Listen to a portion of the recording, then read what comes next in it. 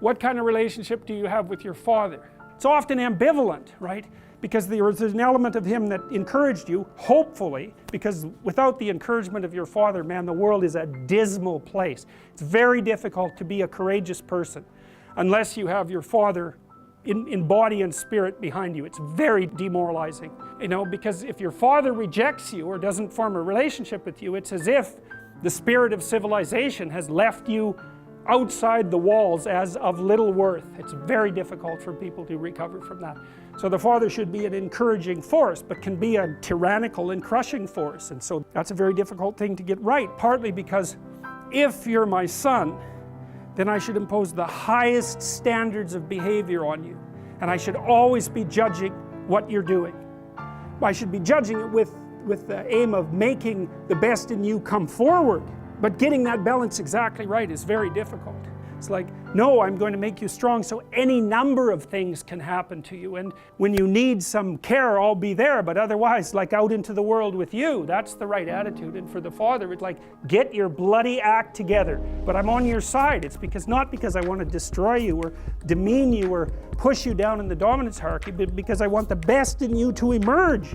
And so you need standards. It's like, what are you doing wasting your life? There's way more than that to you. Get your act together and bring it out.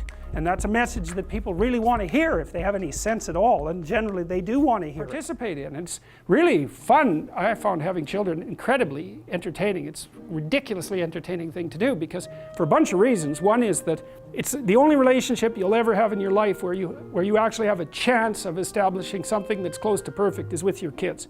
Because when they're delivered to you, so to speak, in some sense they're perfect. And your job is to maintain that perfection if you can, and you do that by being a good parent, by being encouraging, by being on their side, by taking care of them, and you can have an absolutely pristine relationship with the child. That doesn't mean it's not full of trouble, because it is, but it can easily be the best relationship you'll ever have in your life. It's a real gift, and you have to play this game of protection and encouragement, right? Protection and encouragement, and get that dynamic right, and then you help someone develop into something that's, well, exactly this, that can take on the trouble of the world forthrightly. And man, that's what you want.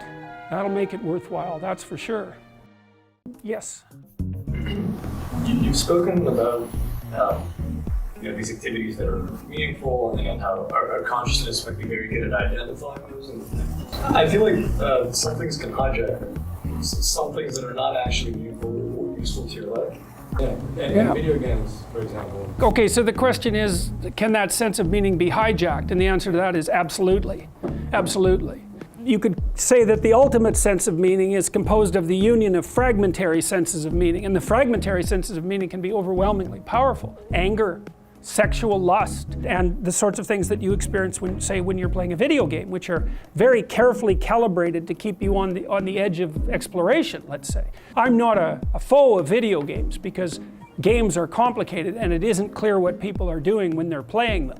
You know, they may be expanding their cognitive skills, they may be learning to cooperate, they may be learning to engage in complex problem solving, but part of it's also a matter of balance.